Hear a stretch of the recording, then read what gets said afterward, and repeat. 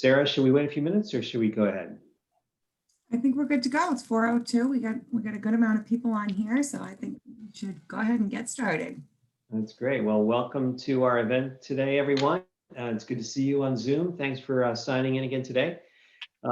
We're very excited about our speaker, Colleen McKenna, today. She's going to really help us with LinkedIn and get our social media channels all tuned up. I think this is an area that we all think is important, and we all have thought for a long time was important, but many of us do it very badly. So Colleen's going to help us change all that.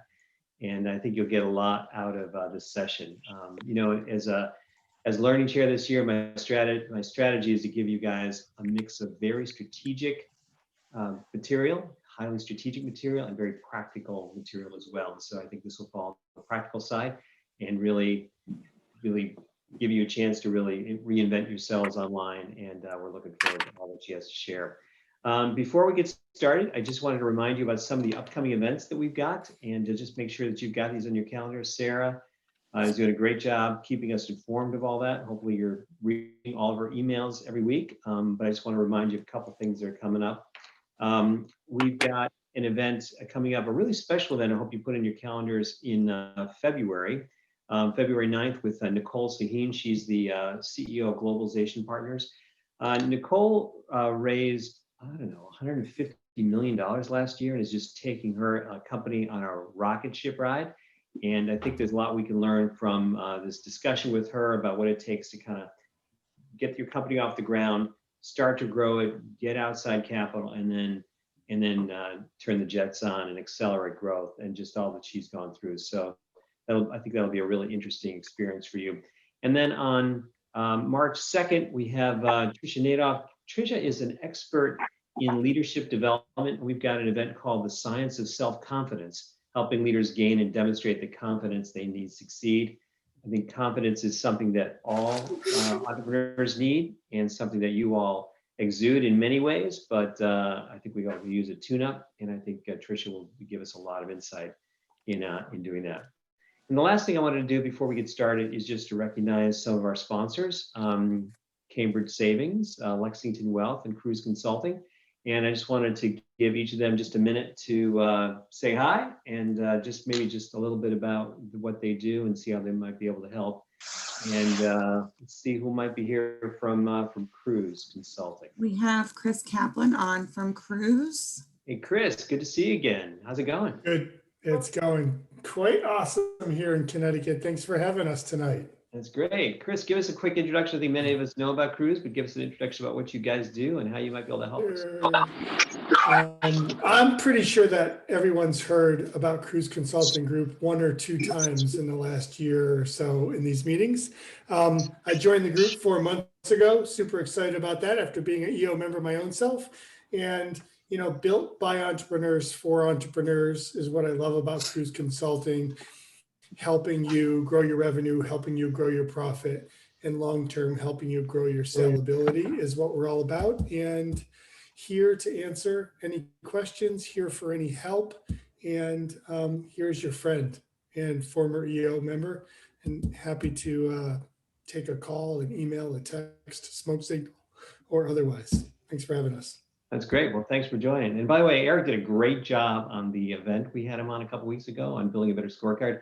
Who attended that? Anybody join that? Yeah, I'm putting together a new scorecard for my company based on that material as well. So very, very helpful. So thank him for that as well. And then Lexington Wealth. Anybody here from Lexington? I don't think that we have Lexington Wealth available, or Brad Fitz was going to join from Cambridge Savings, but he is eyeball deep with the second round of PPP information. So they're not able to join us tonight, but shout out to Lexington Wealth Management and Cambridge Savings Bank, and of course, Cruise Consulting. And if you need help with money, they are the people to talk to, absolutely. So with that, I want to turn it over to Colleen. Colleen, we're really glad you're here. There's a lot, in my own experience, I think that I have dabbled in LinkedIn, even though social media marketing is a part of my agency. I feel like I'm not really doing as good a job as I should. So I feel like I'm going to be as convicted as most of us will be. And I'm really excited about what you have to share. So thanks for joining us. And let me turn it over to you. Great, thanks. It's so great to be with you. We have a lot to cover, and I have so enjoyed getting to know the EO world and really shared all of this material with several groups last year and had a great time. So one of the things that I really enjoy about you as a member is that you're all pretty interactive, lots of great questions. So I'm going to encourage you to use the chat as much as possible, just rather than coming on and off mute. So I would love to just get everybody comfortable with the chat. I'm sure you all are, but please put in one thing that you would like to learn from today's session. It can be super basic. It can be about Sales Navigator across the board. Just one thing that you specifically would like to walk away with. And as David mentioned, I'm going to really roll through strategy and tactics. So we're going to get into LinkedIn quite a bit. We're going to probably spend about 90% of our time in LinkedIn. I have a deck available for you, and we will have this recording as a replay. So if you miss it, don't worry about taking too many notes. We've got it all for you. So let's take a look. Glenn, Kathy loves the chat. Me too. How to monitor posts made by others on LinkedIn. Okay, we'll definitely do that. We'll take a look at that on LinkedIn. We'll also talk about that in Sales Navigator, which I'm going to touch on. I'd like to learn how to do something automatically so I don't have to think about what to do next. How about if we give you some steps on what to do, because I think that's important. How to leverage a 10,000 LinkedIn following to field new leads and subscribers. Today, we're all going to download our first level connections. I don't know if anybody's done that recently, but we're going to go through an exercise so you can start to see where there are opportunities and gaps within your network and what those action items are. Automation versus customization, Wendy. I'm kind of anti-automation. We will be talking about that, and I'll tell you why. Driving sales leads to my organization. That's really the thrust of this entire 2 hours that we're together. How to promote our content on LinkedIn. Absolutely. Posting cadence. LinkedIn ads, we'll talk a little bit about that. How to best warm leads found here. Like get them warmer. Got that. Company page versus personal profile strategy. Perfect. Can I add LinkedIn context to Salesforce? If I missed that one, remind me of that one. We can talk about putting your first level connections into Salesforce or any CRM. Value of Sales Navigator. Absolutely going to talk about that. Questions, comments, put them in the chat as I'm going through. I'd like to get those questions as we go. It's just a lot easier. So I have been talking about LinkedIn for a very long time. I started in Tarot Advisory in 2011, so 10 years, and we've coached and trained tens of thousands of people, worked with more than 700 companies. Blogging for a very long time. I speak to a number of audiences, including EO and Vistage primarily, and we have really helped clients generate new revenue that can be attributed to their work in LinkedIn. And we have one client we worked with over the last 18 months. They've generated over $2.4 million of new revenue through LinkedIn, a very specific process. It's business, not social is our theme. It is really the process that we employ and we're going to talk about today. One of the most important parts that I want everybody to consider, and many of you, I've looked at your LinkedIn profiles already and your company pages, it's about standing out. I want you to think about LinkedIn as a platform where you are going to stand out, you are differentiating.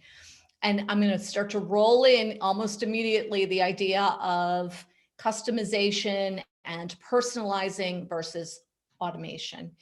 In order to stand out, you have to look at this as a long-term effort. It should be a long-term strategy, not a short-term play. What we see is a lot of times people will start, especially in January, and then they'll kind of fall off and they'll stop doing something. They'll post, then they stop, and they never really get the cadence, the momentum that you need to turn your network into a referral engine, to warm people up, to follow up with people.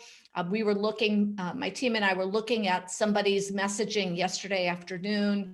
They said they've been using Sales Navigator. They were getting responses and they were never following up with those. So we want want to really make sure we have a strategy and we know what we're doing, because there are people who may express an interest in talking to you. That's the whole purpose. Let's make sure we're following up and continuing the conversation, whether on LinkedIn or off of LinkedIn. But it takes, a lot of time and transparency and really being dedicated to networking, being a good social networker, a good social citizen. I do want us to think about, as we're on this call today, LinkedIn as a business tool more than social media. I want us to be really focused and strategic. Great, and you're still adding in, this is awesome, which is better for reaching engagement and sharing posts from a business profile or LinkedIn page. And I'm going to cover all of this.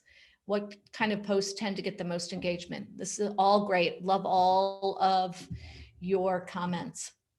So just as a refresher, we've done our introductions. We're going to talk about your LinkedIn profile. We're going to look at your network, because we really want to talk about nurturing and expanding. I'm going to show you some new things that are rolling out in terms of search. Really, really great stuff. LinkedIn just rolled out last week. You may not have it yet, but you will ultimately, and it'll be really helpful for LinkedIn.com. We're going to talk about the engagement piece, and then I'm going to look at Sales Navigator. How many of you, if you can drop in the chat, basic, meaning you're not paying for LinkedIn, premium, or Sales Navigator? Would love to see what you have, what you're saying there. Glenn, Sales Navigator, premium, basic. So it's going to be across the board. Primarily, I'm going to be showing you basic, and then we're going to flip to Sales Navigator.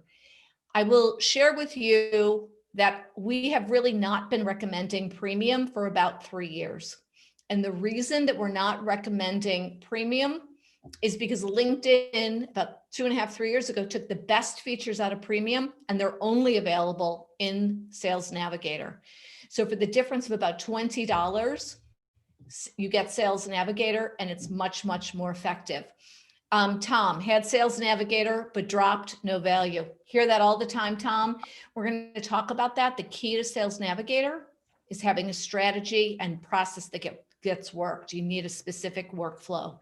Our team is probably sourced in 2020, half of 2019, over 130,000 C-level profiles through LinkedIn Sales Navigator.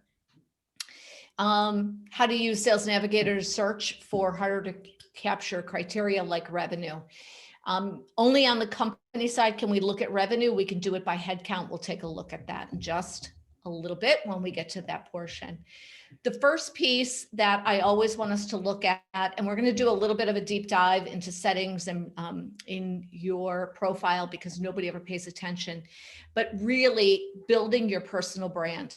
What does your profile look like? Think about LinkedIn as a search engine. So are you giving LinkedIn the right information? They look at what's on your profile to gain understanding about who you are and the work that you do. So if we don't keyword it and we don't explain, we run the risk of LinkedIn not being able to optimize that for us, and people who read our profile not understanding what we do. So we're going to take a quick look at those profiles. From there, we're going to look at this network. I think for business development, this is really the key. We want to set up the profile correctly. We want to optimize and leverage our network.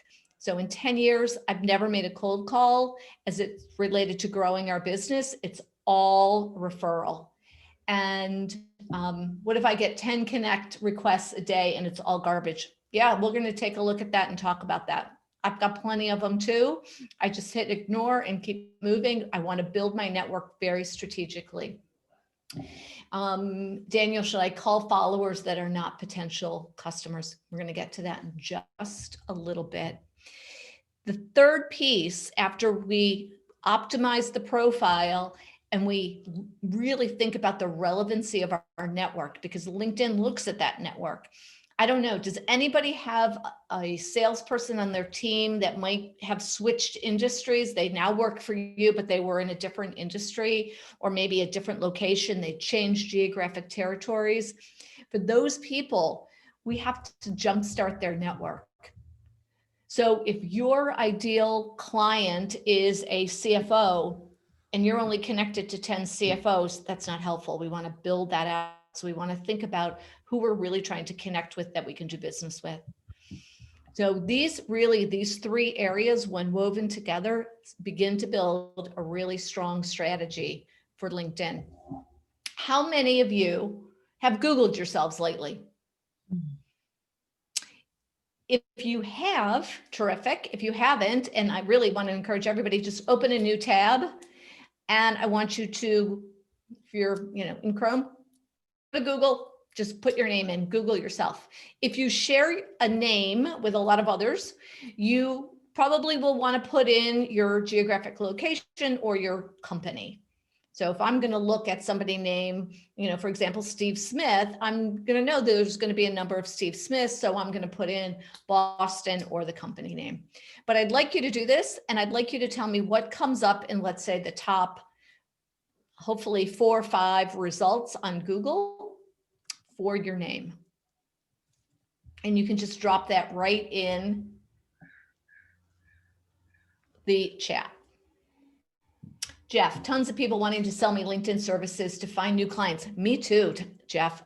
I can't believe it, right? If they had, and they're mostly automated, because if they'd looked at my profile, probably don't need so much help with that. Glenn, 5th is my LinkedIn profile. Dale, my LinkedIn.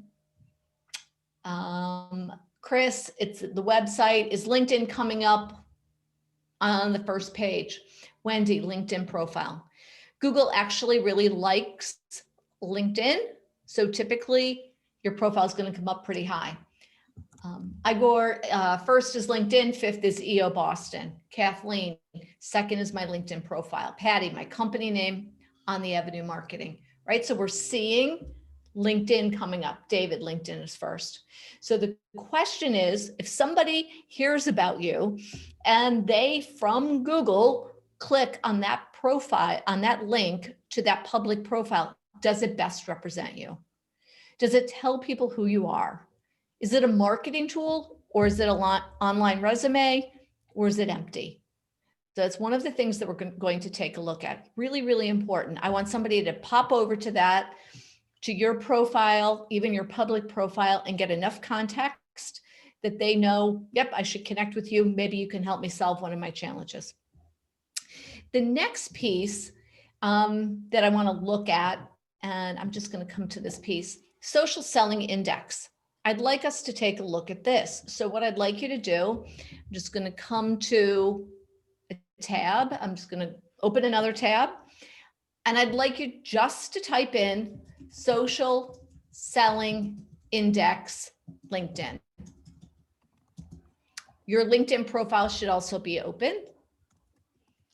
If you're in Chrome, it should be the 2nd result or the 1st result after the ad. And it should say the Social Selling Index, SSI, LinkedIn Sales Solutions. When you click on that, it'll say get your score free. LinkedIn built this when they launched Sales Navigator. You can also find it within Sales Navigator. So just click get your score free. It's going to show you this score, and you'll see your total score on the left, and then it's broken down into 4 areas. The 4 areas really we've already talked about. Your professional brand, that's your profile, finding the right people, doing searches and looking at people and then sending connection requests, engaging with insights, all the sharing of content, commenting, sending, etc., and then building relationships, decision makers, creating introductions, all of the good stuff, talking to people through LinkedIn. The reason I share this with you and want you to look at this, I want you to just to write down those numbers, think about where you're the weakest, and then we're going to talk through some ways that you're going to increase this score.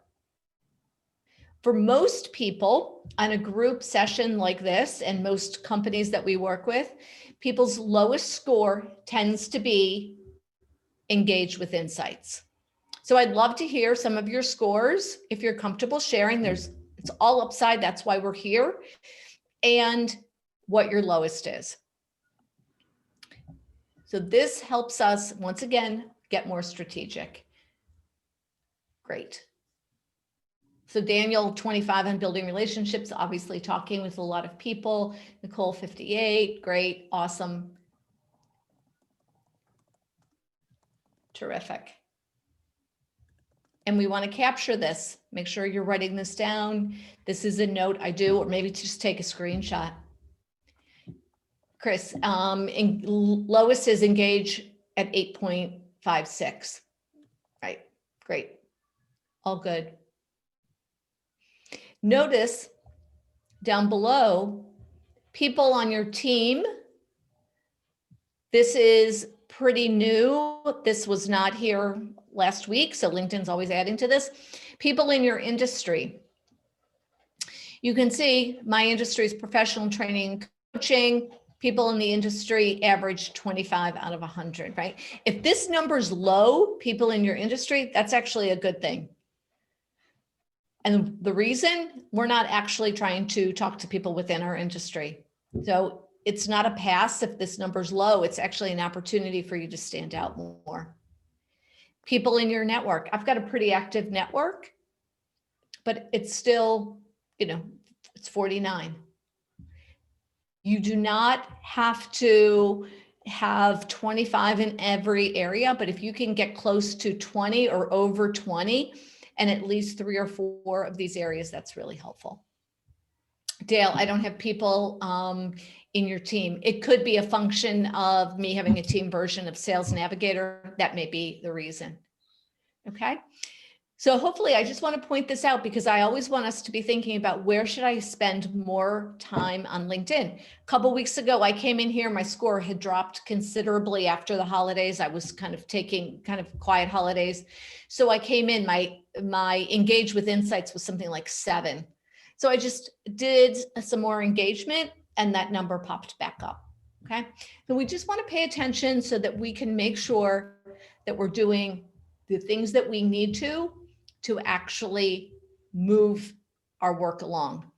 So what I want to do now is actually jump into LinkedIn. I want us to look at some of our settings because we don't normally look at this area in LinkedIn. LinkedIn rolls out changes to this area very often.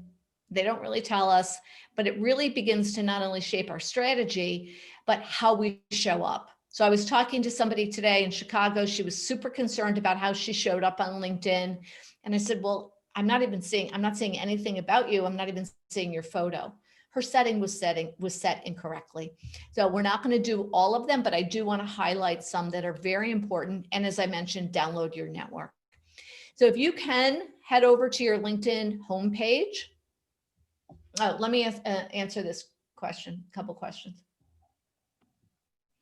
I can't find any industry listed that matches us well. Any insights?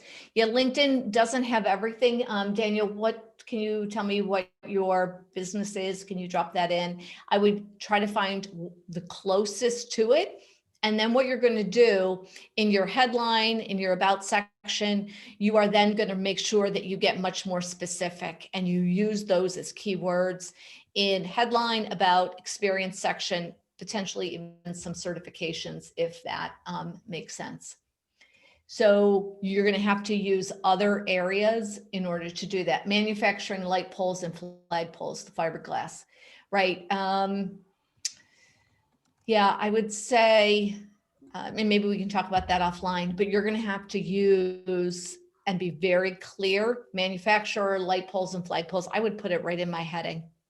So if you weave it throughout your profile, LinkedIn's going to see that more. So you should be okay, but you do need to be very specific. Mindy, what drives engage with insights and find the right people?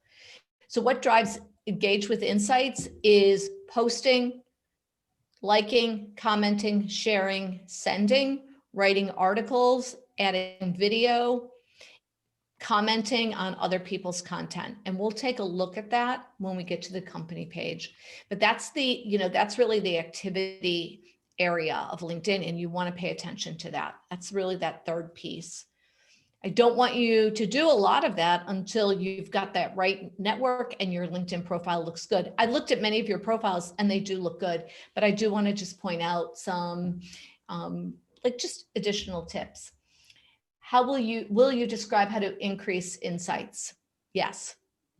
What things do you do to increase engage with insights from 7 to 25, and how many weeks does it take? I can't tell you how many weeks it takes. I'd have to look at how many. It's really going to partly be a function of the engagement on those posts. So we want to build content that's always going to add value to our network, and we want to be consistent. And we will definitely speak to that in a little bit when we get to that content piece. Great. Thank you for those questions. If I miss something as we're continuing, just send me a reminder in the chat. All right, everybody ready on the settings? If you could just give me a thumbs up or a little reaction in the chat, that'd be terrific. What I want us to do is head over to the top right, click me, and go to settings and privacy, please. It's automatically going to take us to how LinkedIn uses our data. So while we're here on this page, what I'd like you to do is click get a copy of your data. This is where we're downloading each of our networks. I want you to choose want something in particular and then connections. Your blue button will say request archive. So I want you to click that. It's going to ask you for your password. Drop that in and hit save, because I just did this earlier today. Mine's already processed. It's going to take about 10 or 15 minutes to do this. LinkedIn will send you an email, direct you back to this area. So we're going to do some other things, and then we're going to come back when it's the right time and download our networks, and we're going to go through an exercise. Has anybody done this recently? Has anybody downloaded their network recently?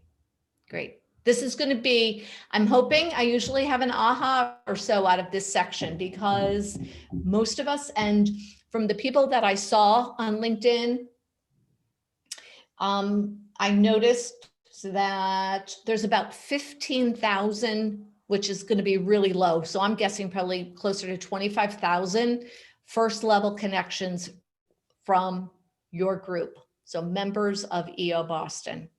So how do you help one another network, find good people, become centers of influence? All good stuff. Okay. So if you will, everybody good? Thumbs up on everybody with me? All right. Now, yes, it says request pending. It's going to take, right. That's perfect. That's exactly what we want to do.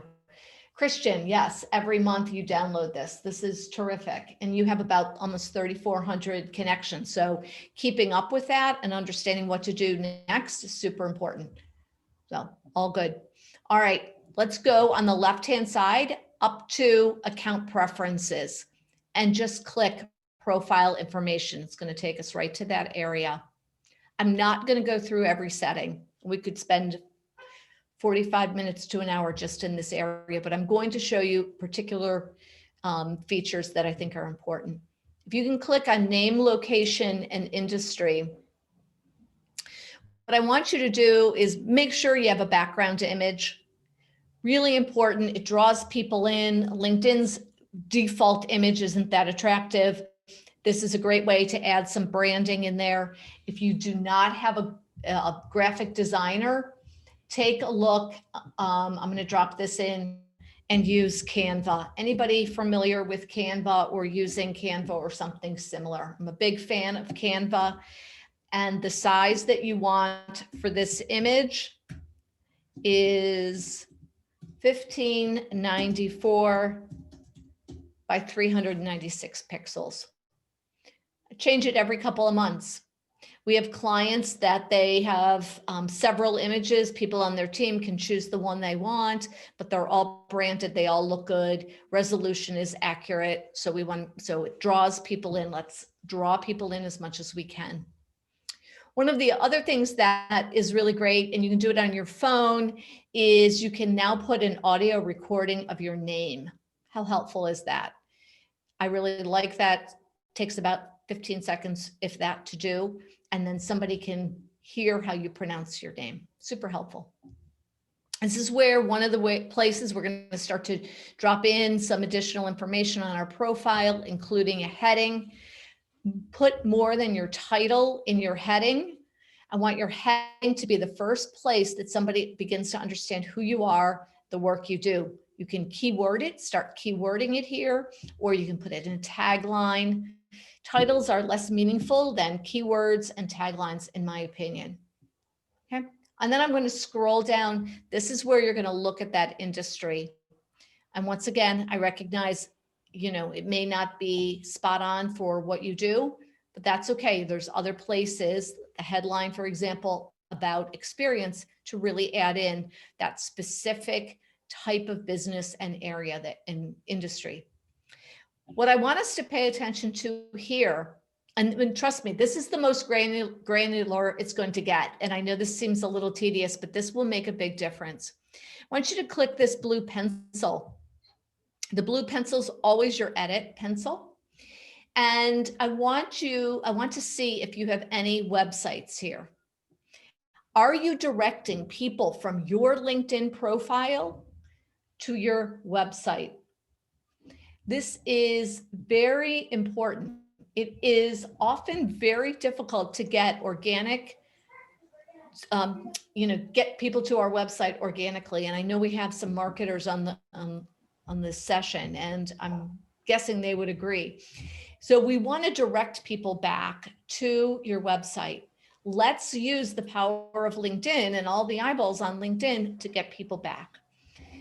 The stats actually show that more than 60% of B2B traffic back to a website originates from LinkedIn. So social channel back to LinkedIn, from LinkedIn to your website. What I want you to do here is did I have a question there? Okay. What I want us to do is, if you don't have a website, it should say add a website. I want you to drop your homepage in. So just your URL. And I want you to come and choose the word other, not company. When you choose other, it opens up a whole new field here. And I want you to put your company name next to your name. Your company name is a good keyword. So we want to put that in to make sure that we're being really specific. We're always kind of dialing it in so it's more specific than vague. You'll notice that you can actually put up to 3 websites. Do that. So maybe you want to take people to a services page, a careers page, a blog, wherever you want to take people. Think about where you want to direct them and add that specific URL in. So you can just go to your website, go to that page, copy, come here, paste, and choose the word other again. Okay, everybody good with that? Everybody with me? Definitely want you to be using LinkedIn to get people back to your website. Some of you may have already done that and you might be all set. So that's terrific. Scrolling back, now I'm back on the settings page, scrolling down, one thing I'd like you to take a look at is viewers of this profile also viewed. Please come in and turn this off. And I'm going to show you why. I'm just going to open up a new tab in LinkedIn. And I am just going to choose somebody right off the bat. Let's see. Okay, so here's Andy. And so I'm looking at Andy's profile. People also viewed. So when I look at this, people also viewed, these could be people that work for Andy, work with Andy. They could be competitors. They could be completely random. You don't control this, LinkedIn does. When we're working on somebody's profile, this is one of the first things we turn off. When somebody's on your profile, I want them only focused on you. I don't want them like thinking, wow, maybe I should go look at Alexandra or Catherine. So I want to make sure that that's turned off. On the other side of the equation, anybody who's doing business development and sales should be looking at all of their clients and customers and their main point of contact and seeing who else was viewed, because very often it's a great way for prospecting. Does anybody use that as a prospecting tool? Patty, sorry, I lost you. Okay, I'm going to take you back to the settings in just a moment. Chuck, I have two main businesses, commercial real estate and a CPA firm. How do I manage this in LinkedIn? We will get there when we get to profile in just a moment, Chuck, so I will come back to that. Everybody clear? This is really super easy, but very important. I want you to be standing out on LinkedIn, so I definitely want you to turn that off. I use Crystal Talks now with LinkedIn when prospecting. Yep, I've used Crystal. It's actually pretty interesting. All right, scrolling down, I'd like you to come to visibility. And you'll notice the first one is profile viewing options. Patty, are you back with us again? I'm see, and now I'm under visibility. So Patty, if you can just check in, make sure you're okay. Everybody with me? Good, okay. Now, profile viewing options. Because I'm a premium member through Sales Navigator, I can go into private mode and still see who's looked at my profile. If I was basic and had no Sales Navigator, if I went into private mode, I would not be able to see who viewed my profile. Normally, I'm always transparent. If I looked at your profile, you know that I looked at your profile. I'm totally fine with that. In fact, on outreach, I want to use that as one of my touches. So I might look at your profile. Tomorrow, I send you a connection request that is always personalized. So no non-personalized connection requests. Then I might send a follow-up message, right? Very often through LinkedIn and a traditional sales cycle, it's 8 to 12 touches before you get that meeting, before you have a Zoom call, whatever it might be. LinkedIn's no different. The stats show that you're typically not on somebody's radar until about touch 5, and most salespeople drop off at touch 4. So we're kind of missing one another. How can we use LinkedIn for soft touches, especially to warm prospects up or keep them kind of in the process as they might be deliberating and thinking about whether they're going to do business with you, or a candidate for hiring, whatever that might be. Do not choose the one in the middle. It's just the least helpful. I wish they would just remove that, because this can be a lot of random people that can pop up here. Okay. Scrolling down, LinkedIn now has something called Stories available on on your mobile app, and it's similar. It lasts 24 hours. It's 20 seconds long. We're just starting to do a little bit of playing with that. Edit your public profile. That's the one I want us to take a look at. This is the profile that people see when they've looked at you outside of LinkedIn, for example, through Google. Or they're connected to you, but they're not logged into LinkedIn. Has everyone customized their URL at the top right corner? And you'll know because you'll see mine has no numbers or letters there. It's just my name, all lowercase, no spaces. If you see a string of numbers and letters, I just want you to click that blue pencil, remove all of that, put in your first and last name, and then hit save. If you hit save and it says it's already taken, then you'll need to put in an initial, a number at the end, whatever you might want to put in. It could be, Colleen McKenna, CPA, if I'm a CPA, for example. What we want to do here, this is your URL for LinkedIn. Put this in your email signature.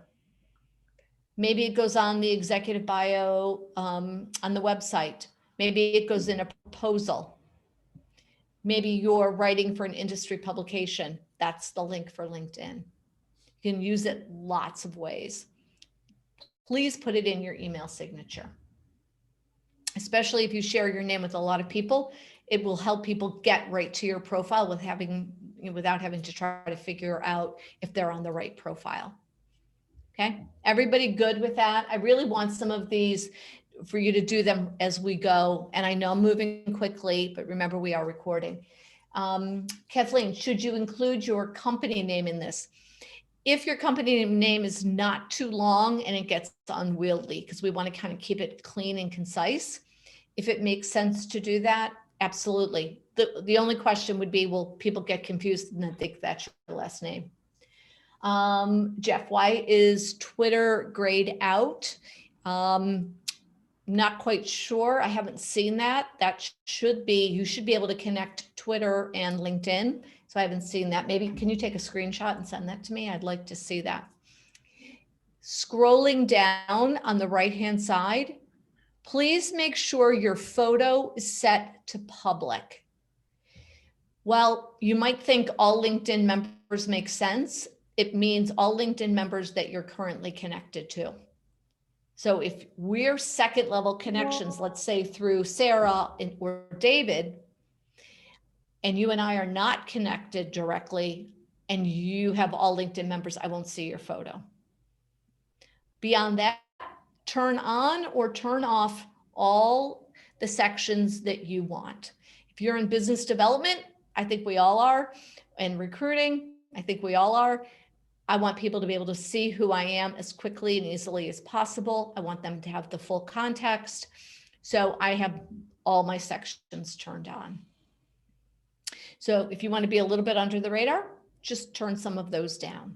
Okay, this is all, lots of CEOs, sometimes we're turning them down and we're putting them a little bit under the radar. That's up to you. Okay, now I'm going to come back. I'm just going to hit my back button and I'm back in my settings area. We're going to do a couple more here and then we're going to jump out. Who can see your connections? What do you have here? Who has, just put in the chat, only you or your connections? AJ, only you, okay? Anybody else? Susan, your connections, okay? So I have only you, which means that my network is closed down. So what does that mean?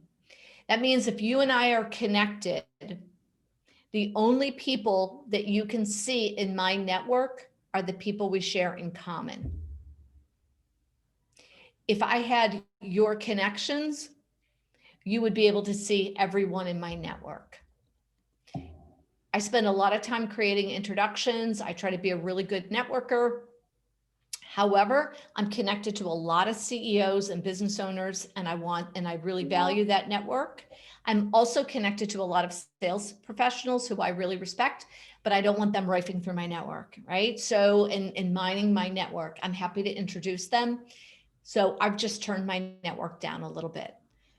And this comes back to, who do you want in your network? Customers, prospects, referral sources, channel partners, centers of influence, other EO members. And you might have a different group of people that you want in your network. I want you to think about that. Somebody leaves the team and a salesperson, they go to a competitor. I might actually disconnect, right? Like, we're building these networks in a certain way to achieve a certain objective. Recruiting, business development, sales, good peer advisory network, whatever it might be. There's no right or wrong answer. You can change this at any time. Mine was open for many, many years. I just want you to know that it's there, and I want you to be comfortable with who's there, okay? Most people will have your connections, all right? And I'm gonna scroll down And I am going to take a look at manage active status. I'm sure you all know what this refers to. Let me just pop back over to Andy. So Andy right now has that either turned off or he does not have an open session. So I'm going to pop up somebody that I know usually. So here's Arturo. Right now he has an open session on his mobile device. If it was just a green circle, it would tell me he had an open session on his desktop. Pay attention to that. Maybe that's exactly when I reach out to Arturo and just send him a message. Hey, we'd love to reconnect. Let's schedule a time to talk. We haven't talked in a while. Hope you're well, whatever my message might be. I'm not going to say, hey, I see that you have an open session on LinkedIn right now. I'm not going to put that out there. But I do want to use some of these cues and indicators to determine whether somebody is active on LinkedIn, because I'm always looking for the people who are the most active to engage with. There's enough of those people that for the people who are not really using LinkedIn, I'm not going to spend too much time. I have their name. I know where they are. I might use another mode. I might try to get their email address or just phone them. Okay. So you can set yours to your connections only. All LinkedIn members does not mean you have to respond immediately or no one. It's up to you. Okay. Notify connections when you're in the news and mentions or tags. Please turn that on. That if somebody does a mention of your name, that you receive a notification of that so that you could engage with their content. Another way to increase that engage with insights score. So you want to know if somebody's mentioning you in a post for sure. Followers, choose who can follow you and see your public updates. Every one of your connections is a follower. Not every follower is a connection. Okay, big difference. So for many people who have very large networks, they're influencers on LinkedIn, you can't really connect with some of them. I don't think you can connect with Gary Vee anymore, but you can follow him and you just get all of his content. Okay. All right. Everybody good with that? That was like the most where do mine is set to all LinkedIn members. So I'm pretty comfortable with that. However, I don't respond to every, connection request, every message immediately. We have work to do. So, but I am fine with people knowing that I have an open session on LinkedIn. What's interesting, and I'd love to see this group, do you spend more time on LinkedIn on your mobile device or your desktop?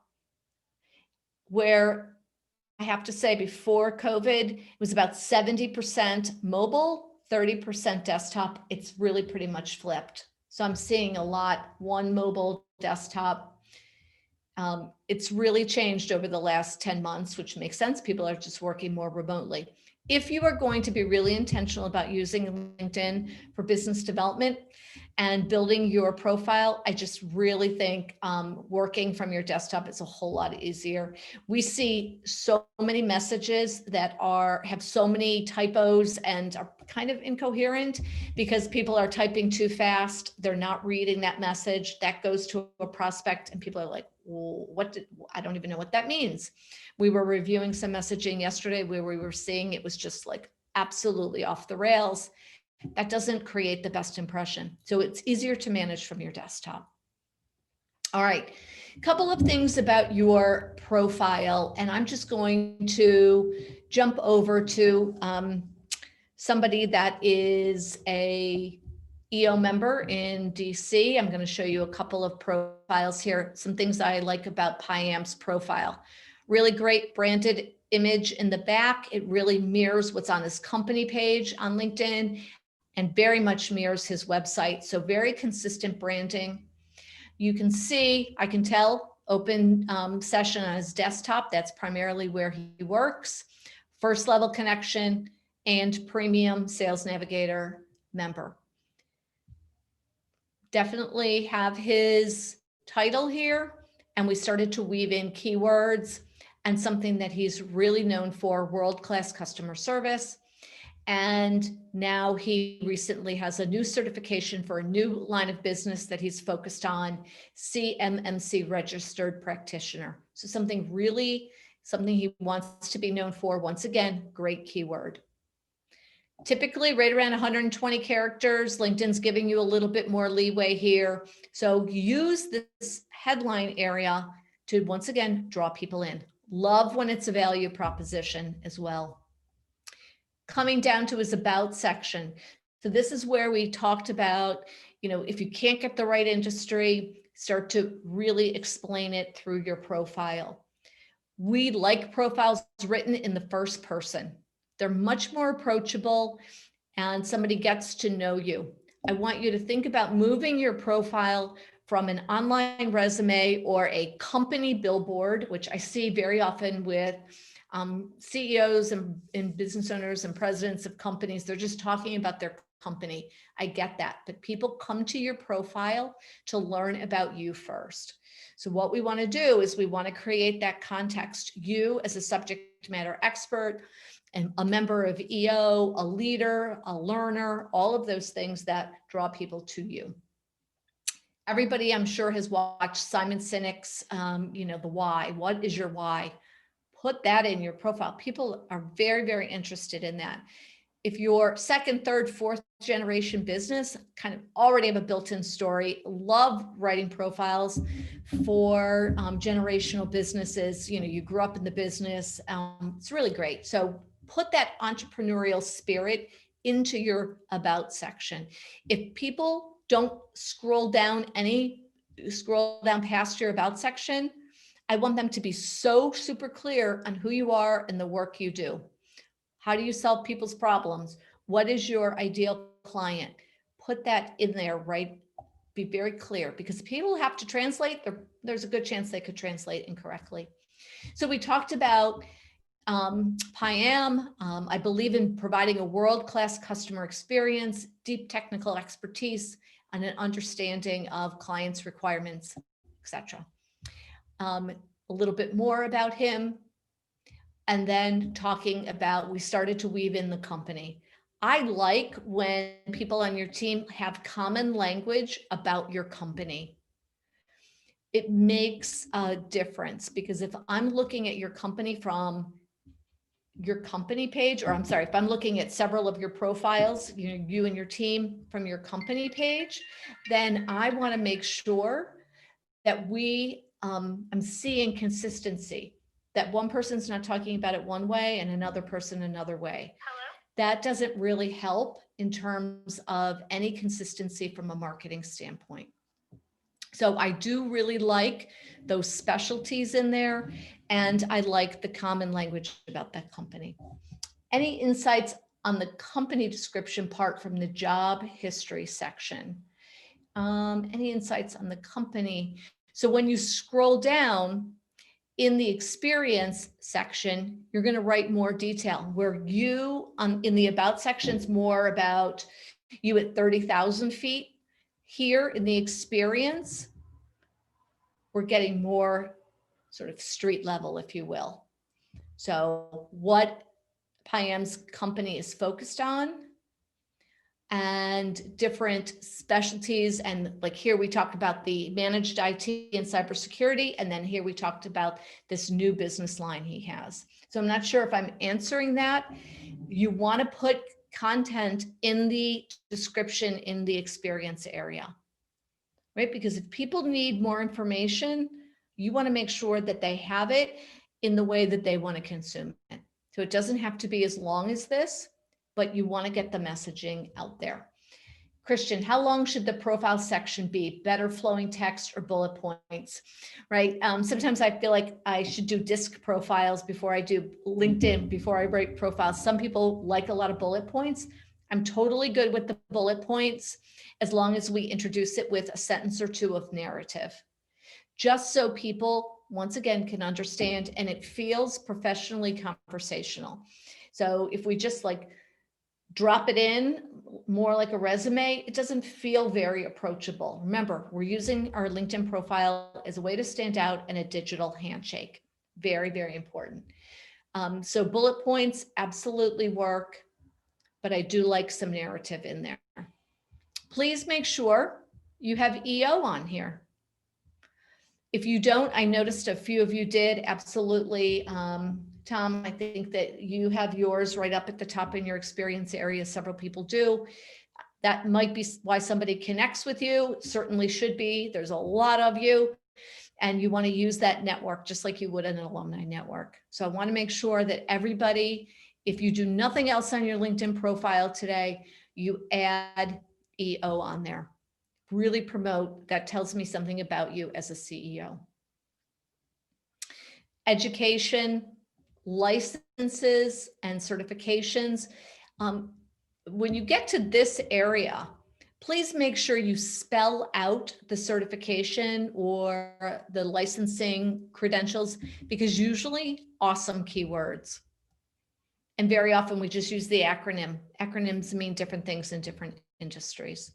So I want you to think about all these extra sections that you can potentially add to your profile. Sorry for the scrolling.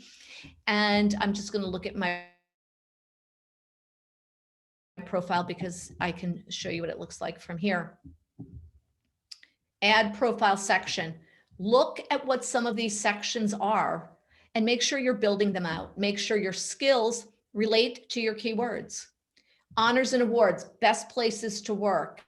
Maybe an award from EO, add those in. All of this creates context. It helps you stand out and separate, okay?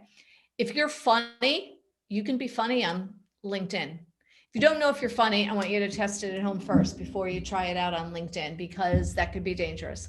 But let people get to know you. It is a good thing to do. This is more important than ever now because people are more reliant on platforms like LinkedIn, and certainly LinkedIn has never been busier than it has in the last 8 to 10 months. I'm going to pause, see if there's any questions. Does everybody think they have one or two things that they need to do to their LinkedIn profile? Anybody think about a section or something that you're going to work on as it relates to your profile? Or is everybody good? Love to see that in the chat. Oh, Chuck, right? 2 companies. So here, what I'm going to do and what I always suggest, and I'm going to go back to Pam.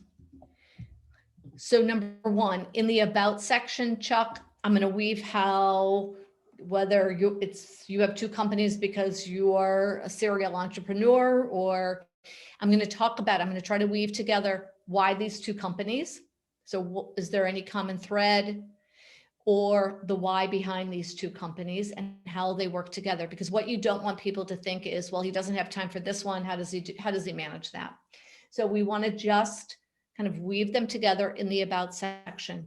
You will need to choose in the experience section which one's going to be featured. Typically, it is chronologically. However, you can move them around. So once again, I'm going to come back to my profile, and you'll see in my experience area, here I have Intero Advisory. Scrolling down, speaker, contributor, advisor. If I want to move these, you'll see these 4 horizontal lines. I can drag and drop these areas. Okay. So now I can change the order of the experiences on my LinkedIn profile, disregarding the chronology, but by putting them in the order of importance. So you will need to choose there, but up top, even in the headline and in the about section, I do feel like you need to have a line or 2 about how they come together. Hopefully that makes sense. Chuck, does that make sense? You are going to have to give something some priority for sure. Do not create another LinkedIn profile though. Very often people will say, well, I have a whole other world here and I'm going to create a second profile. You're one person, one personal brand. It only confuses the person receiving it. They might not know which one to check on and click on. Calvin, one of my colleagues does not have the providing services section visible under his name at the top of the profile home. That's kind of curious. Maybe we can look at that later. That should be that should automatically just show up as they're building out their profile. Have them check add profile section, see if it's hidden there. If not, I'll see if it might be hidden within the settings. So if it doesn't pop up at one of those two places, I would create a help desk ticket and ask LinkedIn why they don't have it. Okay, great. So a couple of things. Is there such thing as too much details on a profile? Yes. So for example, for a salesperson, I don't want all the details about how much they beat their quota over, for the last 15 months, because if I'm a prospect, I'm going to look at that profile and be like, wow, it's probably going to be a hard sell. So that's too much detail. I think you want to put some highlights in there about your career, your business. You want to not get so tied into too many stats though, because people are going to be just like, wow, that's kind of a lot. Highlights. What separates you? What differentiates you from your peers, from your worthy rivals, as Simon Sinek likes to call them. Okay. And if you are going to have quite a bit of content, right? Tell your story. So if you need all that content, great. If you need 3 or 4 bullet points and you can be really clear, awesome. Keep your paragraphs short. So I'd rather have multiple paragraphs short than a regular size paragraph, because if people are looking at it on the mobile, a regular size paragraph can start to look very dense and it looks like it's just too much. So keep your paragraphs short and kind of punchy. Okay. All right. Did anyone receive an email saying that your network is ready to download? Anybody receive anything about that? Great. Okay. Christian, how important are recommendations in your eyes? So a recommendation versus an endorsement of a skill. Absolutely super important. Love recommendations. One of the things that I like is that you do the recommending of others. You want to get some feedback, you want to get some engagement going, give somebody a recommendation. We do this in our online group coaching about once a month, and people come back and they're like, I got 3 meetings, or I got 2 introductions, or somebody gave me an introduction because I initiated an introduction for someone. Imagine giving a client a recommendation. Definitely ask for them, but definitely make them, and be really specific. Once again, not just that they're a really good person and a good networker or whatever, but talk about why you're recommending them in a pretty meaningful way. Endorsements on skills, not my favorite thing. However, make sure that those skills match those keywords, and you do want some endorsements. But the recommendations, Christian, great point. I definitely like those. Absolutely.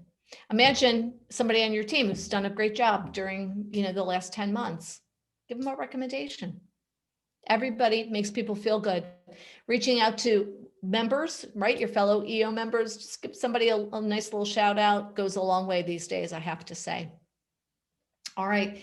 It looks like many of you have received that notice that your network is ready to download. So let's jump back. You can either go from that email that you've received, or we can jump right into me and then settings and privacy again. Remember, we're going to be right on that page. Get a copy of your data. And we are doing great for time. So really, really good here. Thank you. You'll see it will now say download archive. So I'm going to give everybody a second. I want you to click download archive. It's going to be a zip file, and it's going to go wherever your downloads go. So here's mine. I can just double click on that zip file. It's going to open up. It'll be a blue folder. Within that blue folder will be a CSV file that says connections. It's going to open in Excel. So if you can open yours in Excel, I would really appreciate that. And I'll pause. And Daniel, we have all of this recorded. So just if yours isn't ready to go, just please follow us. And then, so anybody else who has not received it yet, you can just follow along. This shows up by email. Yes, you will receive it as an email, wherever your primary email is in LinkedIn, or you could go right back to that settings area. Christian, if you can just drop in the chat, what do you, when you download this monthly, what do you then do with it? I'd love to hear how you're using it. And I'll show you what we do as an exercise with all of our clients. So if you can put in when you're ready, I want everybody to be good to go. You upload the data into your CRM. Okay, great. Perfect. All right. So you're going to see first name, last name, company. You're going to have a column for email that's going to be mostly empty, position, and when you connected. Because the email column is pretty empty, I just delete it. I just either hide it or delete it. There are no more emails. The days of getting emails from LinkedIn, those days are gone. They've been gone for about probably a little over 2 years now. LinkedIn says we're going to manage everything. You can communicate through LinkedIn as much as you want. These are your first level connections. You can message them as often as you would like. Within that, on LinkedIn, we're going to manage all the privacy. They now come out of LinkedIn. Those people, these first level connections, have not given you permission to market to them. So you do need to be a little bit careful with that. You might put them in your CRM. You might try to message them through, Constant Contact, MailChimp, etc. Mostly MailChimp now or Constant Contact, Aweber are going to ask you if you have permission. So you just need to be really mindful of how you use this information. First thing that we do is I sort this by position. So for example, where you have 1,400, almost 1,420 connections. Matt Rudnick, 33, almost 3,400. Christian, almost 3,400. Tom Skelly, 1,400. That's a lot of people to look at. I don't want you to go line by line. I want you to be able to gather by position so that you can look at the groups of people that make the most sense. Who's your audience? Who's your main audience, your main prospects, clients by title? Okay. We also look at this after we're done this way by company. The statistics show that for a B2B buying decision, there's 5.4 people involved in that buying decision. That may look a little bit different for you, but just think about that. What we find when we do this, especially with sales teams, they're connected to one person at that company. I think that is a huge mistake. So when it's a mistake, it's actually an opportunity.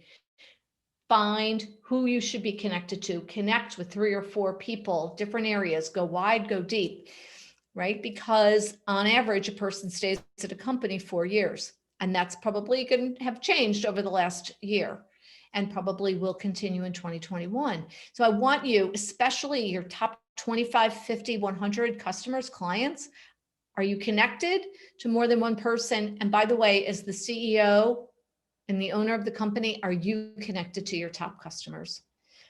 Great PR. You sending a connection request to a client CEO saying, Sam, thanks for being a really loyal client of ours over the last 5 years, last year, whatever. We're grateful that we're doing business with you, Tom. That's just good PR, right? A salesperson leaves, you're still connected. Yes, they're in your CRM, but are you connecting? Okay, everybody with me so far? Really, I want you definitely to come away with some action items looking at this network. So now I want you to come to the front of your spreadsheet and I want you to add some new columns. We need to begin to understand who we're connected to. People call us every single day, I need more prospects. In about 10 minutes, I'm going to show you how to do some really great searches and build some searches and save searches. But I do want you not just to be connecting with people, but nurturing some of these people. Not everybody, but who should you be really nurturing? I guarantee every person on this call, there are opportunities in your network, this network that you're looking at right now. You also have some gaps. We're going to fill those gaps. First column, your columns may look different than mine, but let's start with this. The first column, know, K-N-O-W, reach out. These are the people that with every salesperson that I've talked to since March 12, 2020, this is who we focused on. How are you talking to these people? These are the people, if you saw them at Dunkin' Donuts, you would have a 3 to 5 minute conversation. You'd ask about their children, about their family, about their business. These people get a very specific message on LinkedIn that's really personal and authentic, right? Like, you know these people, but maybe you haven't talked to them in a few months. We all have, imagine if you, or let's say you have 3 salespeople, each of you were sending out 20 of these a week, how many more touches that would be. The next column, should know better. You sent them a proposal a year ago, 6 months ago, kind of went silent. You saw them at a trade show. They moved companies. They used to work with you, whatever it may be, alumni. I need to know them better. They get a little bit of a different message. Prospects. Are your salespeople connecting with prospects sooner rather than later? I'm connected to a prospect. I might say that they're connected to other LinkedIn trainers. Well, I know enough other LinkedIn trainers that I know how I might position my conversation based on what other trainers that they may be connected to. It might help me put that proposal together. I can tell that if they have an open network. D, column D, customers and clients. The number one observation from looking at this network in about 10 or 15 minutes with a client is that most people are not connected to their clients, or not all of them. And in some cases, it's their top clients. I talk to them every day. I don't need to be connected to them in LinkedIn. I don't know. I think that's a missed opportunity. It might connect you to other people in that company where it creates another sales opportunity to somebody like them in another company. Unlocking the network, very important. The next column, centers of influence. Who are the people that you know, like, and trust? They know, like, and trust you. They have a great network and they know how to use LinkedIn. 10 people here. Are you centers of influence for one another in EO Boston? Absolutely, no doubt about that, I'm sure. How do we look inside their network? So rather than say, David, if you know anybody that would be interested in LinkedIn training, let me know. David's going to think about his network for 6 seconds, move on to the next thing he has to think about. But if I say, David, I see that you're connected to these 4 people, any chance you would be open to creating an introduction? I'd so appreciate it. By the way, here's how. And I just send David a couple of lines and he can create that introduction. Let's make it easy for introductions to be created on our behalf. I'm going to put EO in here. Are we connected? Are you all connected to one another? Are you connected to other people in EO in different chapters? That's like an alumni network. It's like so rich. It like makes me crazy. I love that. So you could potentially be doing business with EO members in different chapters. Industry and delete. And while this sounds painful, like I'm going to go line by line, no, you're going to go and you're going to isolate and look at those people by their titles or their companies. So I don't want you to get, wow, like this is too much. Then Christian, like Christian mentioned, they upload them, I don't know, your whole network, maybe not your whole network, but maybe you look at this and you say, I'm only going to put those that could actually be doing business with us into our CRM. Depends on your strategy. We work with clients who use Salesforce. We kind of pull people out.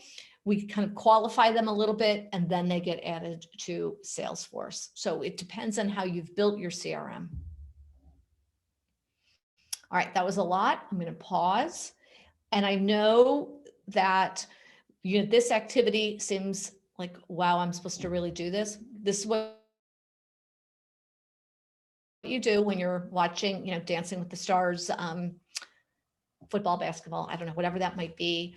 And you're just going to put an X in the column that best fits your relationship to that person. Somebody could be in more than one column. Somebody could be a customer and a COI. That's awesome. Several of your customers should be your COIs. You might have a column here, referral. Feedback. Anybody see who is deleted? Great question. Anybody super random? So are you selling regionally, locally, regionally, nationally, internationally? I'm going to look at that. If I've connected with people inadvertently who I don't know, or they're using LinkedIn in a different way, I don't connect with people who send me messages, connection requests saying, hey, I've got the latest, greatest lead gen automation tool. Will you connect with me? I'm not going to, just too random. They have a very different philosophy. I'm not going to probably do business with them. So delete, I want this to be a database that's worth using, that becomes a referral engine. So I've got to clean it out a little bit.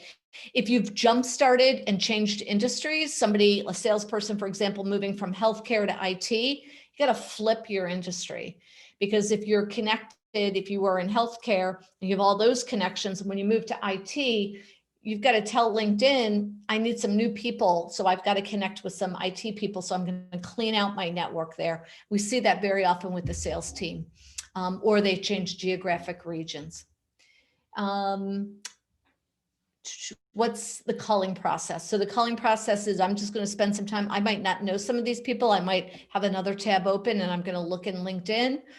I'm looking here for kind of the low hanging fruit. Who do I need to attend to? Who do I need to nurture first? That's my culling process. Who are the most important people in my network to move my initiative forward? Business development, recruiting, branding. What about people you don't remember meeting, right? I'm going to probably pass on those. Once again, go back to those at a later date and just pull up their profile. Does it make sense that I stay connected to those? We all have those people. Daniel, plenty of people in India follow us and are active in AI or IT services, but in 0 instances will become a customer. Do I pull all Indian connections? Would they be potentially people you could hire for some of your work? If maybe there's another reason, maybe you have, I was talking to somebody today who's in real estate, been in multiple markets. So she's going to pull these markets together, and then she's going to connect with other real estate agents who are in multiple markets so she can be a referral source. So she's got different subsets within her network.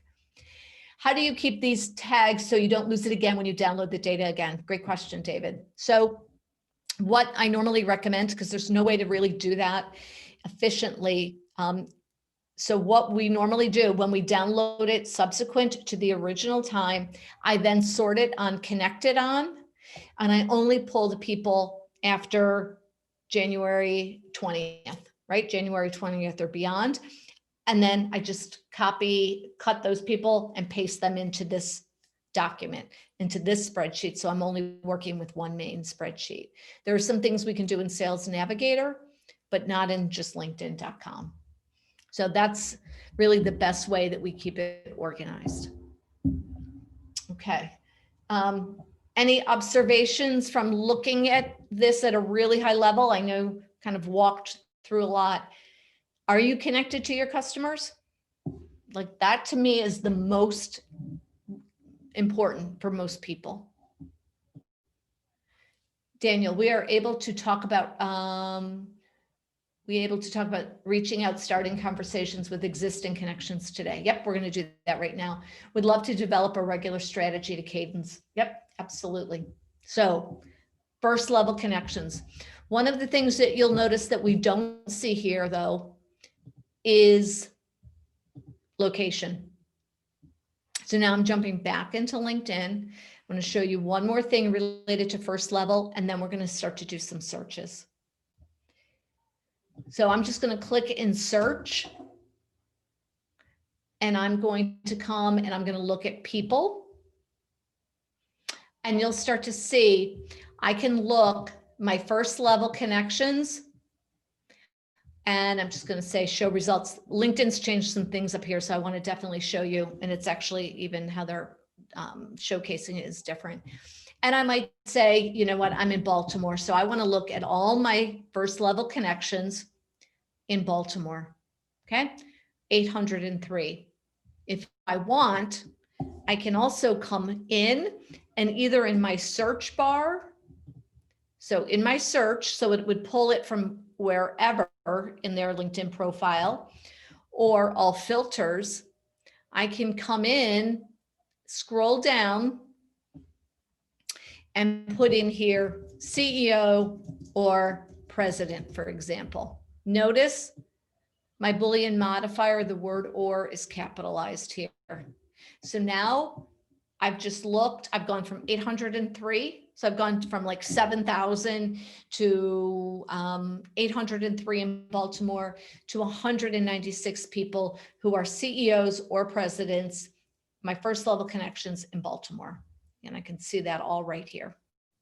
Okay. So if I need to get specific, I can. I can also then say, you know what, I need to find all those people, but I need to find them. How many in marketing and advertising am I connected to? 23. Okay, so I can use this area within LinkedIn to do that as well. Wendy, it's overwhelming to think about. With 10,000 connections, I'll never get through them. That's why, Wendy, you really want to break this down. You want to use the filters area to get as specific as you can. You're absolutely right. It's a lot. Mindy, how did you get to this screen? I came into search, so top left corner, and I just hit return in search, came up to people, and then started to fill this in. Okay. All right, so now I'm going to hit reset. So I want to clear all of that because now I've looked at my first level. I'm thinking about who I'm going to nurture. Who are those people that are important? I'm going to identify maybe 6 COIs, centers of influence. And one of the things I want to point out is if you want to do some really good networking and you have some target accounts, maybe you do some more account-based marketing and strategy, connect, especially in large companies, connect with whomever, and there's probably more than one, the VP or the director of business development.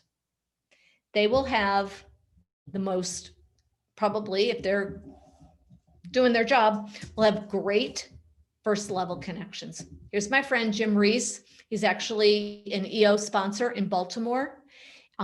Unbelievable network. He's masterful at connecting people, and he's one of my centers of influence. He is, I can look inside his network, and I'm going to show you how to do that. He has an open network, and I can tell because when I click on that 500 plus connections, I can see all of that, right? So now here, I can say that I want to look inside Jim's network. And I'll just pick Baltimore again, right? So you can see here are 116 people that are my second level connections, Jim's connected to, that I might say, hey, Jim, can you create an introduction? So I might say, I want to meet Dory. I'm going to click more, create a message. send it to Jim, right? Here's Dory's URL for LinkedIn. Jim, hope it's all is well. Let's talk next week. I notice you're connected to Dory. Any chance you can create an introduction? I'd like to talk to her about X. I saw whatever that might be. And then ask, I'm gonna send that off to Jim, and then he's gonna create that introduction. The easiest way to do it, absolutely the easiest way to ask for that introduction, okay? So you want to, now if I can't see these second level connections, that tells me that Jim has a closed network. I'm gonna look at, so here, let's go back to Piam. See how there's no hyperlink here. That tells me it's closed, okay? So I can only see the people we share in common, 3 mutual connections. All right, I wanna be really clear about that. There's also a different philosophy about gaining followers to get more eyes on your content. What do you think about that? I think that is absolutely a great thing to do. You have to be creating a lot of content.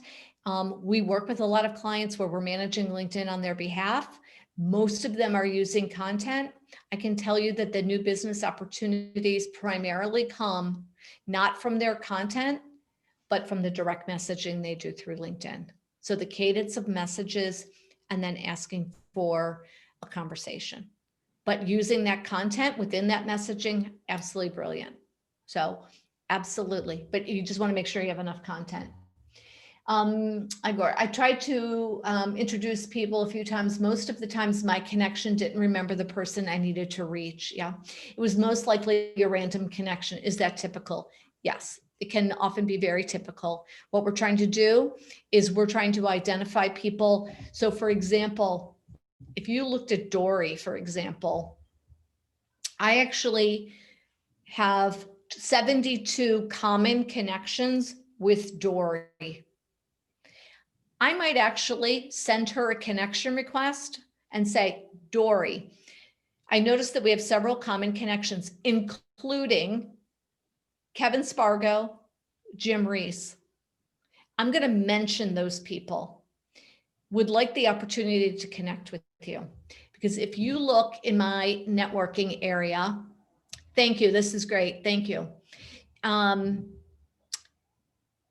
I want to just pop down to see if I can. Hey, Colleen, I saw that we share a few mutual connections and I thought I'd reach out. I probably have in the last week about 10 that say this very same thing. So they're referring to these mutual connections and you can see 20 people. That's a good number. But guess what? They're not naming people. So I might come back in and I might say to Jim Reese, Jim mentioned that I could, Jim mentioned that you and I should connect. So I'm trying to be really specific. But with 70 common connections, I should be pretty well vetted that Dory, if she's using LinkedIn, would connect with me. So I absolutely do see that lots of people are connected to people they don't know. So I want to try to build around where, I might do a Zoom call with Jim Reese and pull up those 30 people that we have in common that could be good connections. Say, of this group, who do you feel most comfortable connecting me to? So that's another way to do it. Okay, awesome. Let's build some search. Can somebody drop in their ideal client by title, please? So just drop that title. And if there's multiple titles, drop in 2. That would be terrific. Nicole, art producer. Okay, so I'm going to put in art producer. Can I also put in art director? Oh, okay, perfect. I didn't say that. Great. Notice the word art producer is in quotations. 2 or more words in a title must be in quotations. So LinkedIn sees it as a phrase. The word or must be capitalized. So it works and it expands my search. Art director. This is now, I'm going to hit return. This is now pulling from my network. Okay. So notice I'm going to come here to people, 534,000 people. It's kind of significant. So I might come in and say, now I just want my second level connections. Third level, you're really not going to get to unless you're in Sales Navigator. You'll get a few, but not a lot. So I'm going from 534,000 to 6,100. And maybe I want to say, I don't know, let's give Boston a whirl, right? Let's say Boston. So now I'm going to go from 6,100 to 24 people. Yours is going to be greater, Nicole, because you're in Boston and you probably have a built out network. I can look at companies. I can come in and I can look at all of these filters. This is brand new. I'm going to talk about this for a minute. LinkedIn just rolled this out. You may not have all of the search filters here like I do. You will be getting it shortly. So Nicole, you might want to look at your university too, alumni networks in that area, graphic design. I might want to look by industry. I might want to put a keyword in here. So maybe art director, maybe, based on a certain software program or something. Okay, 24 people.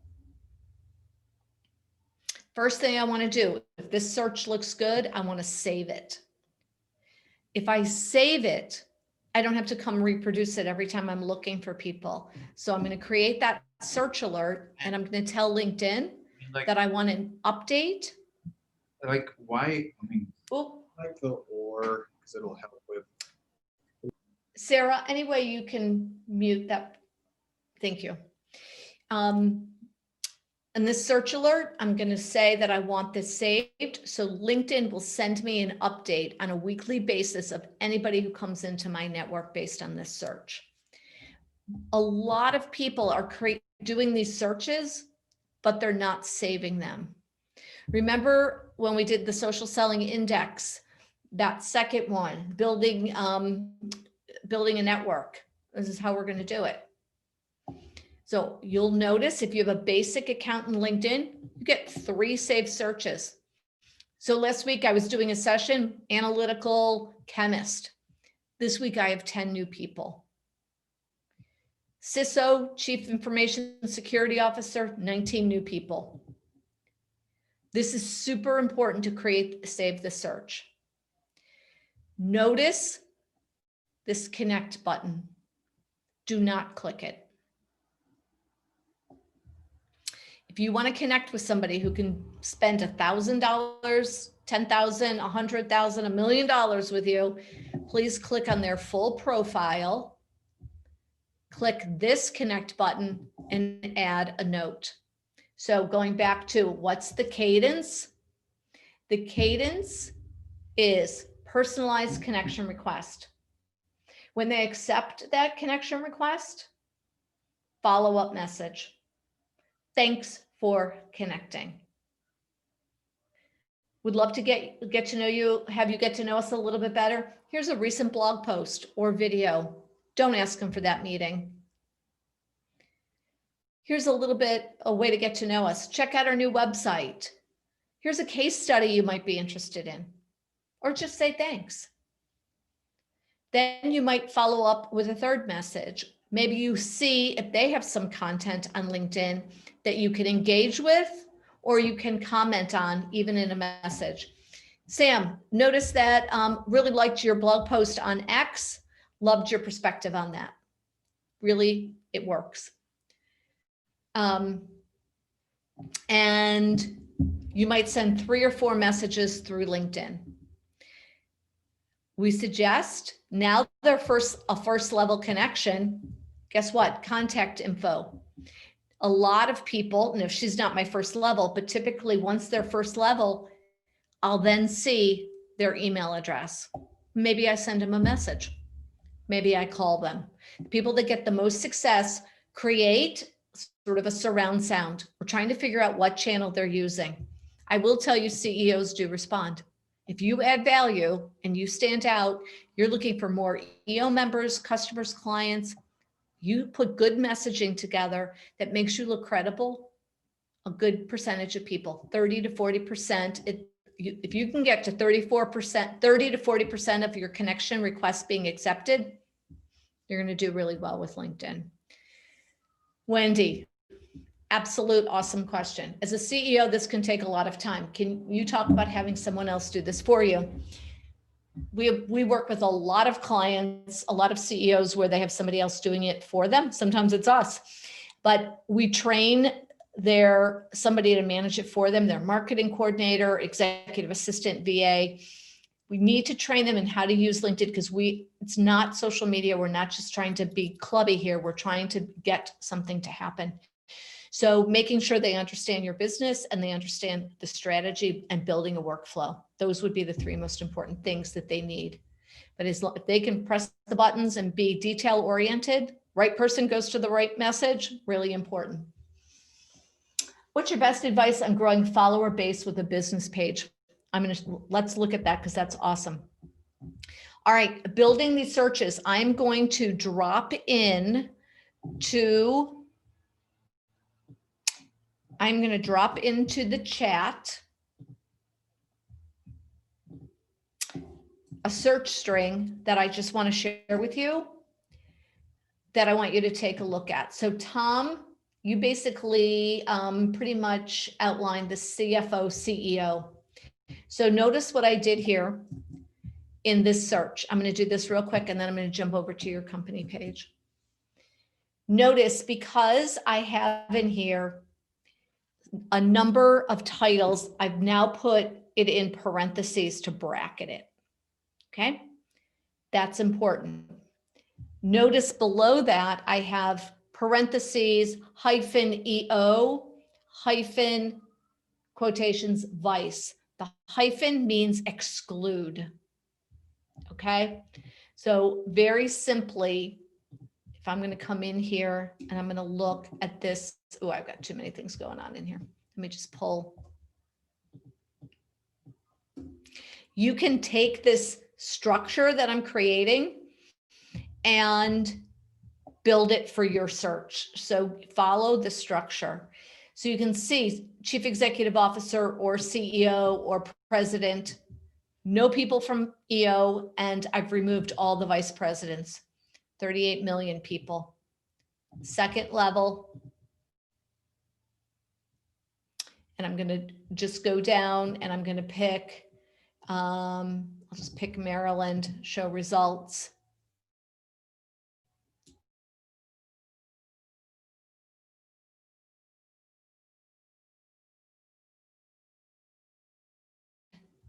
I'm going to do IT, show results.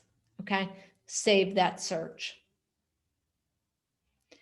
Now, one of the things I want to show you that's brand new, filter by people or filter by companies. This is never, you could do a search by company, but now this is completely out of Sales Navigator. This is pretty much game changing, depending on what you're doing, but for what we're training on, super helpful. I can now come in and say, I want to find these people. I want to find companies in the IT space where they have employees of 51 to 1,000 employees.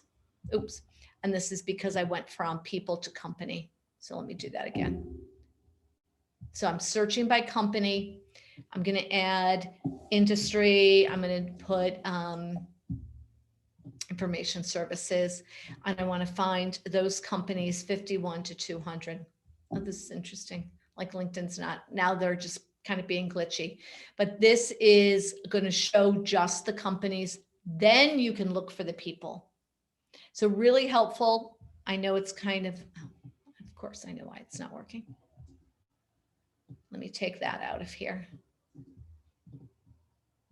I've got all these, LinkedIn picks up all these searches, so you kind of have to go in and reset. So these companies, I think that that is really, really something you want to pay attention to. You may not have it yet. Last thing, and then I'm going to jump over to your company page. Can somebody put in their university, please?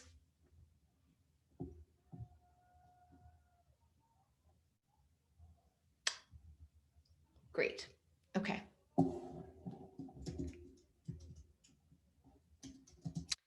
Bentley University.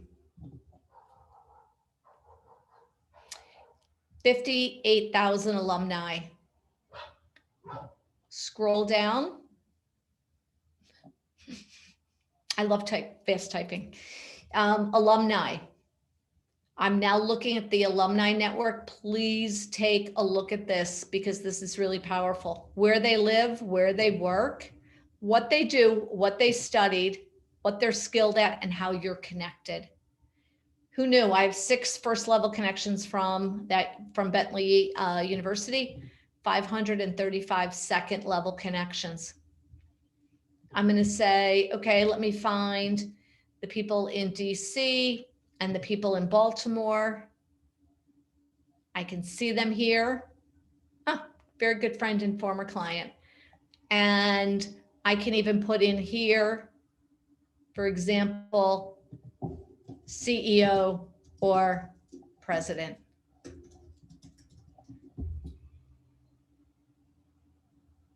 Great for recruiting, but great for business development. I have a client, runs a telecommunication company. He went to University of Connecticut, played football, was the quarterback. He spent 5 weeks on the UConn alumni page, created 34 new meetings with his target client. Once again, do not click connect from here. Go directly to their profile, personalize that connection request. All right, now I need somebody to just drop in their company name so I can look at your company page, please. Great, model 55, okay. And I'm gonna have to go back to ours for a moment. Beautiful, absolutely beautiful. Susan, 249 followers. Great, great content, awesome. Are you, Susan, an administrator of your company page? Great. So you can do what I'm going to show you. I'm going to jump over to ours for a moment. The best thing that LinkedIn has done in a very long time on the company page is what I'm going to show you. It's hard to get followers to your company page. Promote it on your website. Make sure you have the social icon. Newsletters, in posts, you've got to promote it for sure. This is the admin view of our company page. I can come to admin tools and I can now invite my first level connections to follow our company page. When you're watching TV, taking a break, whatever, you'll see that you will have credits given to you. So I have 250 credits to use before February 1st. I'm going to come in and I'm going to invite, and this is all brand new, like this was originally not filtered by this. So we could do it by school, current company, location, and I can invite people. You can see Sydney and Jim have already been invited. So I can come in and I might, I'm just going to pick. So here's Olivia, right? So now I've added Olivia here. I'm just going to send her that invite. Now I can start a post from here.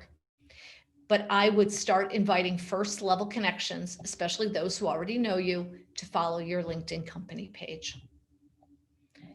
One of the best tips I can give you today. If you have somebody else on your team, a salesperson, and they have a great network, make them a temporary admin. You can do that now in terms of managing the admins. And you can have somebody as a super admin or a content admin, make them an admin, let them go in and do this. So think about the people on your team who's got the great networks and start inviting people. Susan, this is a great feature. It's really my favorite thing. And I guarantee you do this a couple months, you'll add a few hundred people, at least a couple hundred. Mindy, how important is it to post things to your company page versus your personal page? I'd like you to start thinking about using your company page as the company hub. So post it here like this, and then you share it with your network to your feed. Okay, that I really like. So we got 3 likes here. I'm going to encourage people to get people to do more than like, comment on it, share it. One of my favorite things is I'm going to send this to somebody that I can write a note. Sydney, wanted to make sure you saw this post, really important. Let's talk about it the next time we talk. Or would really like to share this post, wanted to make sure you received it. If you want somebody to specifically see something you're posting, send it to them. First level connection, you can do that. Right? They have to be a first level connection. This is one of my favorite things because people's feeds are busy and moving fast. So I want you to get your teams, everybody on your team, you're creating all this content, you're putting it out there. It's got to get into everybody else's networks. On average, people that you probably for each of you and for the people on your teams will have 10 times more first level connections than your company page will have followers. So increase your company page followers by inviting them and then send them particular pieces. Wanted to personally invite you to our upcoming webinar. Okay, love that. I use it all the time. Daniel, if you have a chance to touch customers, do you really want to ask them to follow your page versus move them toward a webinar or a lead capture of some sort?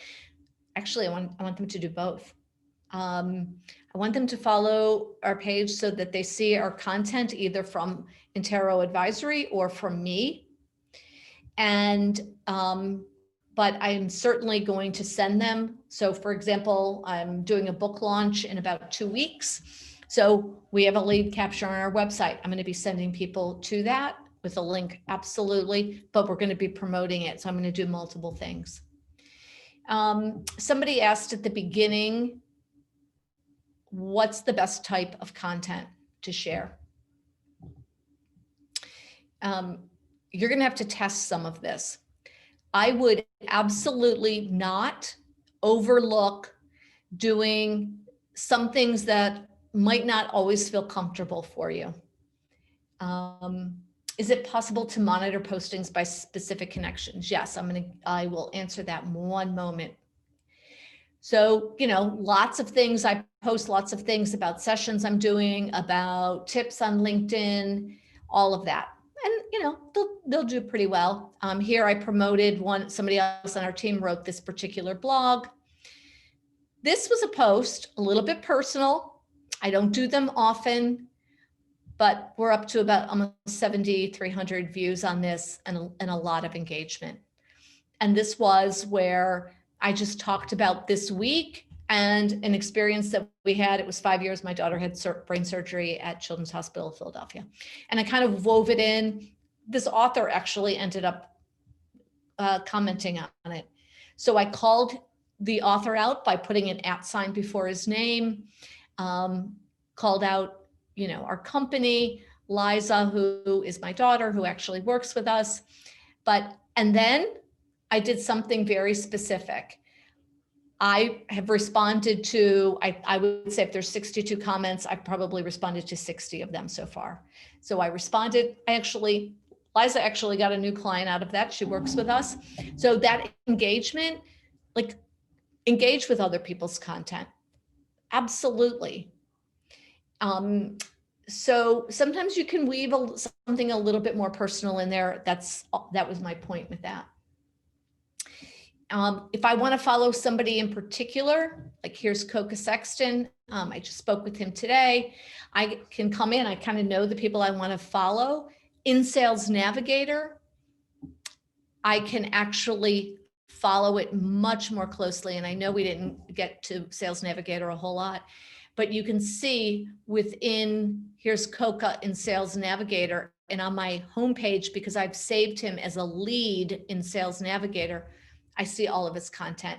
My home feed in Sales Navigator, super quiet, super specific to the people that I really want to pay attention to. And I've saved them as a lead. So very different. Otherwise, I have to go back in. I could put, maybe an alert, a Google alert on for Coca, for example, and get any Google alert if he was blogging and that sort of thing. So it's a little bit more difficult because things are moving pretty quickly, but I would just come back in.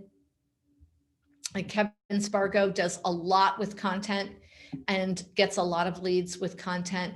So I'm just come to his profile and I might just come down and just scroll, look at his activity, see what he's been up to. Here's all of his activity and here are his posts. So I might just have a short list of people I'm following.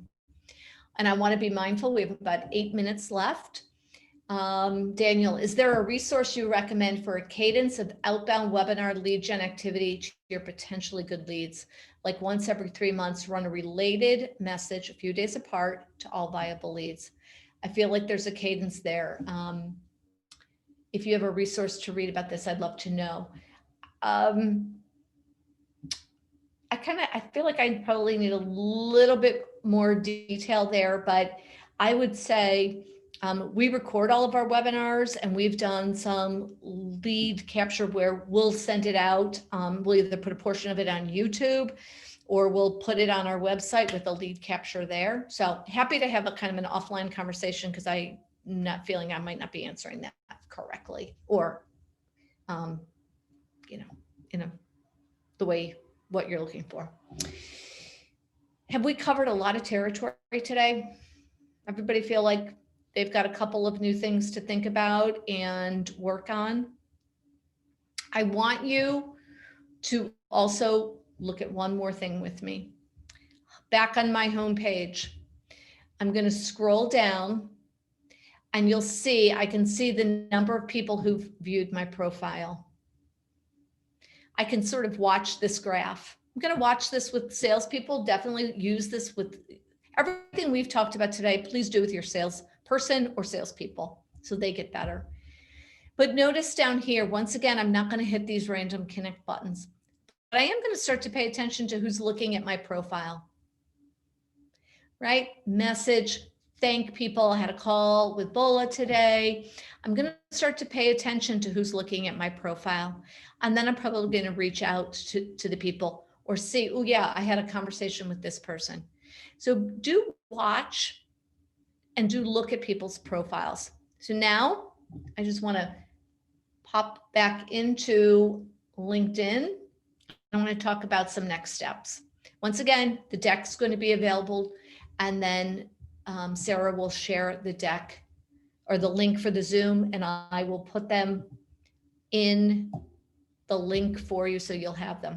So next steps, craft a plan, put some time blocking, put 30 minutes LinkedIn BD time on your calendar 3 times a week. If you're already doing that, up it a little bit. Go a little bit outside your comfort zone, but put time on that and honor that time. Develop your personal brand, add something new, continually add to your profile. Download your first degree connections and look for those gaps and opportunities. I want you to have some next steps. I promise you there's a lead or two in there that needs to be developed. Know what is valuable to your network and to your customers and give them that value through content and post consistently. It's the number one thing you could do is be consistent. Go for significance, not social influence. I'm not about the social influence. It actually comes with significance. Personalize the experience as much as you can. Wendy, going back to your comment about I'm a busy CEO. I get that. I absolutely do. And see if somebody can help you with some of these, but make sure that you're setting them up for success and they have the right coaching. Even if they watch this replay, that would probably help them. Master one thing at a time. Absolutely master one thing at a time. I want to just drop in. So I'm going to come back to, I just want to grab the link so that you have the link for this deck and the replay all together. And I'm going to put that in the chat. So it is coming directly to everyone right now. and then Sarah will pick this up. And we have about 4 minutes to go. I always like to make sure that we're honoring everybody's time and really respectful of that. So David, if you, or Sarah, if you want to jump in, happy to answer a couple of more questions. And I hope that everybody walked away with something today that will help them in their LinkedIn journey and their business. Colleen, that was amazing. I think I took away a bunch of action items I need to be doing right away. I think, this feels very powerful, but a little overwhelming. I really appreciate the steps that you gave us, the first things.